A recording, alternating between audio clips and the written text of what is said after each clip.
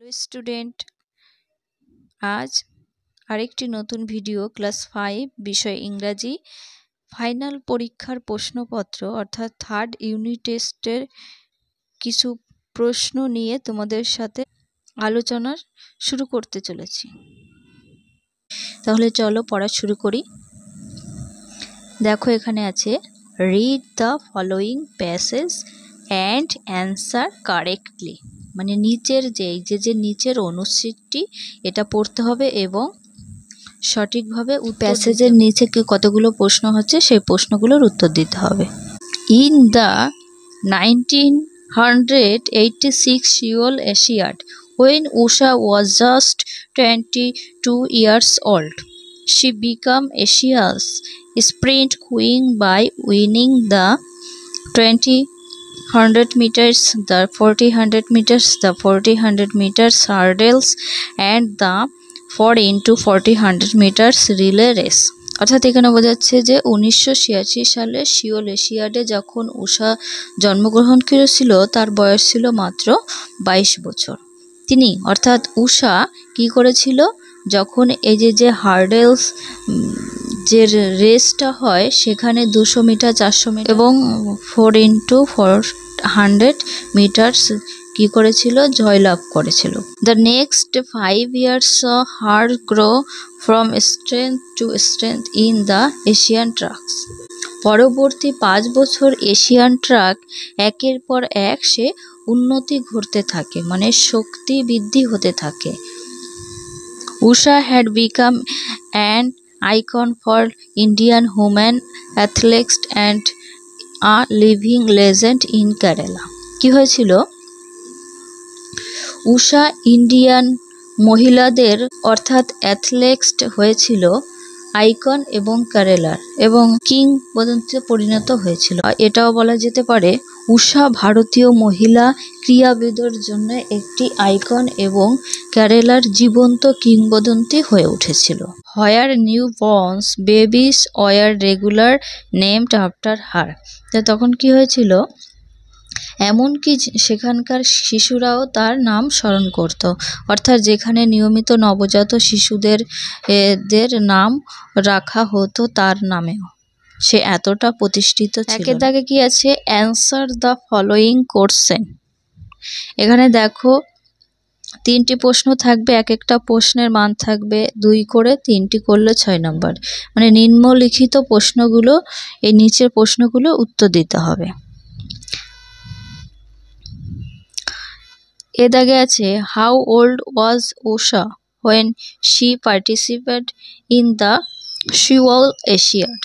মানে যখন Seoul Asiad অংশগ্রহণ করেছিল তখন উষার বয়স কত ছিল, আমরা উপরে পড়েছি 22 বছর।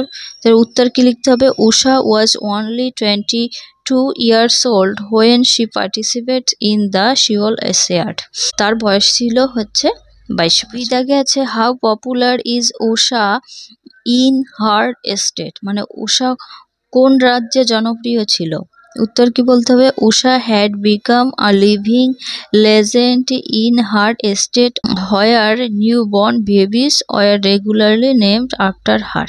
তাহলে এখানে তোমরা সবকিছু পেয়ে যাবে, এই যে এখান দিয়ে রয়েছে, এটা পড়লে বুঝতে পারবে। একটা কথা বলি, এগুলো পড়ে মানে এই প্রশ্নের উত্তর এর মধ্যে আছে, ঠিক আছে। দাগে আছে name the 4 events Usha one in the 1986 Seoul Asiad. তাহলে এই যে 1986 সালে যে সিওল এশিয়াডে যে উষা কোন 4টি ইভেন্টের করেছিল সেই ইভেন্টের নাম লিখতে হবে। তোমরা উপরে প্যাসেজে পেয়ে যাবে, দেখবে, দেখে লিখতে পারবে। In the Seoul Asiad Usha won the 20 100 meters, the 40 meters, the 40 meters hurdle and 4x40 meters relay race। ঠিক আছে, এখানে দেখে উত্তর লিখে নেবে, এটা হবে। 2 এর দাগে আছে fill in the blanks with appropriate preposition। এটা হচ্ছে 6টা করতে হবে, প্রত্যেকটা প্রশ্নের মান থাকবে 1 করে, উপযুক্ত শব্দ নিয়ে এই শূন্যস্থানটা পূরণ করতে হবে। দেখো আছে Swami Vivekananda was born in 1860 1863, অর্থাৎ স্বামী বিবেকানন্দ 1863 সালে জন্মগ্রহণ করেছিল। He was born in Kolkata, সে কলকাতায় জন্মগ্রহণ করেছিল। He belong to a rich family, সে রিচ মানে বড় ঘরে বিলং করে। In those days our country was under the British rule. Vivekananda felt for the misery of the Indians. তিনে দাগে আছে fill in the blanks with correctly from of the given verb in the brackets. এখানেও সেটা 6টি করতে হবে, প্রত্যেকটা প্রশ্নের মান থাকবে 1 করে। মানে এই যে ব্র্যাকেট আছে, ব্র্যাকেটের থেকে শব্দ নিয়ে মানে ভার্ব বোঝাচ্ছে, ক্রিয়াপদের শব্দ নিয়ে শূন্যস্থান পূরণ করতে হবে।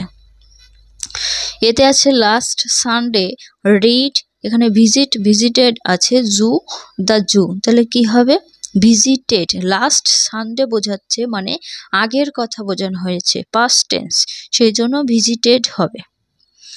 বিদাক farmers grow grey crops in the field, তাহলে কি উত্তর হবে গ্রো। সের দাগে দে ড্রিঙ্ক কফি এভরিডে, দেখো এখানে এভরিডে আছে সেই জন্য ড্রিঙ্ক হয়েছে, ড্রাঙ্ক হয়নি। পাস্ট টেন্স বোঝালে ড্রাঙ্ক হতো, কারণ এখানে প্রেজেন্ট টেন্স বোঝাচ্ছে। ডি এর দাগে they boys enjoyed the football match yesterday, দেখো এখানে কথা হচ্ছে এনজয়েড কেন হয়েছে, কারণ যদি গতকাল থাকে মানে আগের ঘটনা থাকে তাহলে ইডি দিয়ে যুক্ত হবে, যদি প্রেজেন্টে থাকে তাহলে প্রেজেন্ট টেন্স বোঝালে ইডি যোগ হবে না। ইয়ের দাগে কি আছে, ইয়ের দাগে সাং হবে, কেন দেখো ইয়েস্টারডে আছে, সাং পাস্ট টেন্স বোঝায়।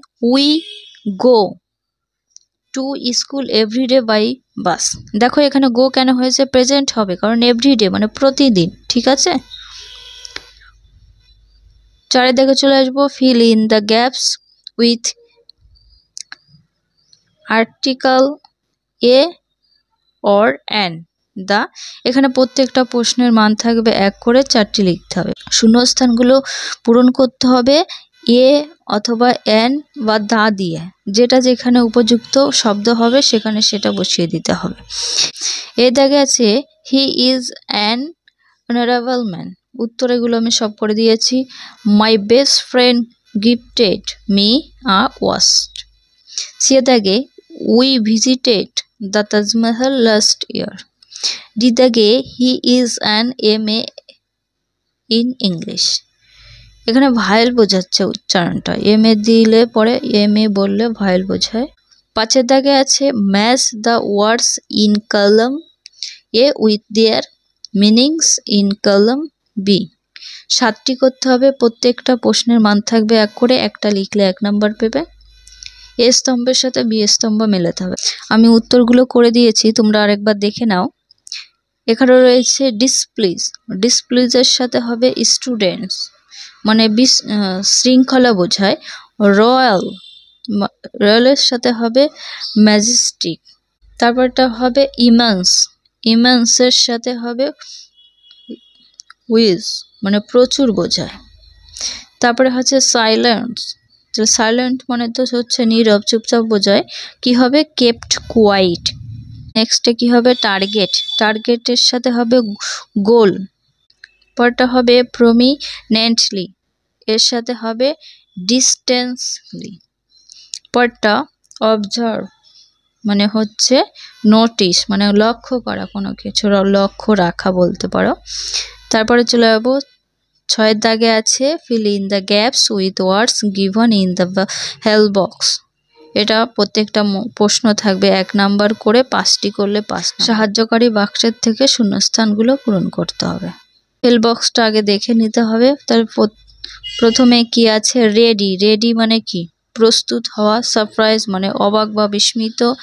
তারপরে আছে ফায়ার্স মানে হিংস, ইনভাইট মানে নিমন্ত্রণ, প্লিজ মানে দয়া করে। দেখো 1 দাগে আছে we were surprise to hair two sad news মানে খারাপ সংবাদ শুনে আমরা কি হয়েছে অবাক হয়েছিলাম। তারপরে 2 এর দাগে the players are ready for the game, খেলোয়াড়রা খেলার জন্যে প্রস্তুত হয়েছিল। তারপরে 3 এর দাগে আছে always try to keep your self away from fires animals, অর্থাৎ কি হবে, সব সময় হিংস্র পশুদের থেকে দূরে থাকতে হবে। 4 এর দাগে আছে please give me a glass of water, দয়া করে জলের গ্লাসটা দাও।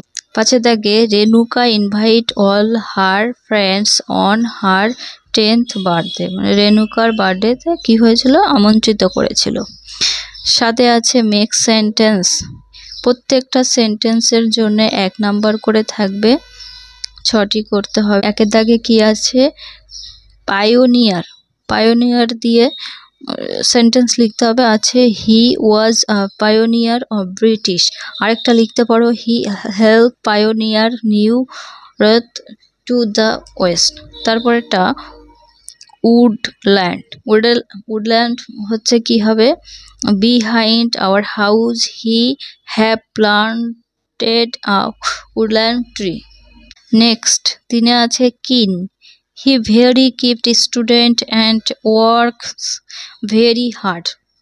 4 দাগে হচ্ছে affluent, his family was more affluent than most. 5 এ আছে মিজারেবল, হচ্ছে he had a miserable childhood. 5 এ আছে ডিসপ্লেস, এটা দেখো করে দেওয়া আছে। 8 এর দাগে চলে দেখো, 8 নম্বরে আছে রাইট দ্য প্যারাগ্রাফ, প্যারাগ্রাফ লিখতে হবে, একটা করলে 10 নম্বর পাবে। এখানে 2টো করে দেওয়া আছে, একটা আছে উইন্টার সিজন, মানে শীতকাল ঋতু নিয়ে লিখতে হবে, আর একটা আছে ইয়োর স্কুল, মানে তোমার স্কুল নিয়ে কিছু লিখতে হবে। প্রথমটা করে দিয়েছি আমি, এগুলো তোমাদেরকে পড়িয়ে দেবো না, তোমরা পড়ে নেবে, আর যদি পারো তোমরা মাস্টারদের থেকে করে নেবে। তারপরে দেখো আমি এখানে তোমাদের রেকমেন্ড করব ইয়োর স্কুলটা লিখতে, কারণ ইয়োর স্কুলটা একটু সহজ আছে, তোমরা গুছিয়ে লিখতে পারবে তোমাদের স্কুলের বিষয় নিয়ে।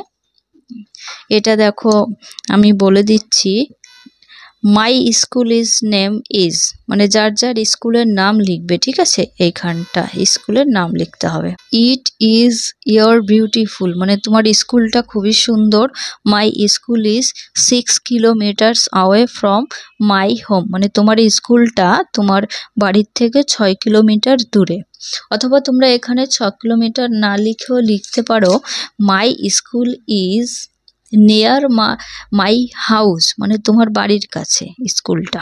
I go to school by bus, মানে আমি স্কুলে বাসে করে যাই।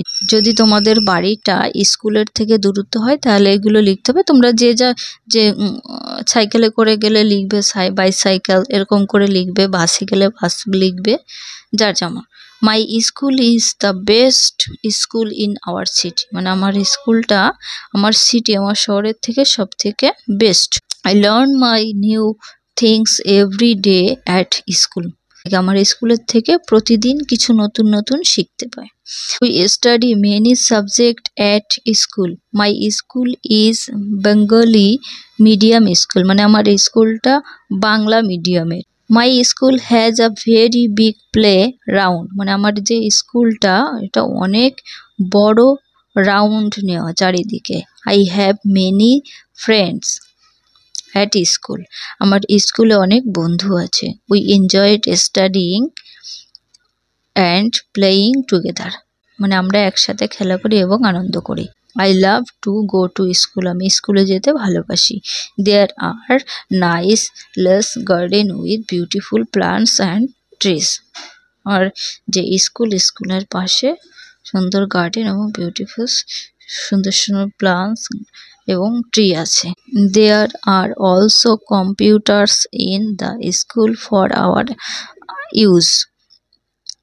I love my school very much, আমি আমার স্কুলকে খুব ভালোবাসি। ক্লাস 5 এর পরিবেশ এবং স্বাস্থ্য ও শারীরিক শিক্ষা নিয়ে যারা এখনো পর্যন্ত এই ভিডিওটি দেখোনি, এই ভিডিওর নিচে ডেসক্রিপশন বক্সে লিংক দিয়ে দেব, তোমরা চাইলে দেখে নিও। এই পর্যন্ত ভিডিওটি শেষ করছি, আশা করি তোমাদের ভালো লেগেছে। যদি ভালো লেগে থাকে তাহলে একটা করে লাইক দেবে, আর যারা নতুন দেখছো তারা অবশ্যই আমার চ্যানেলটিকে সাবস্ক্রাইব করে রাখবে।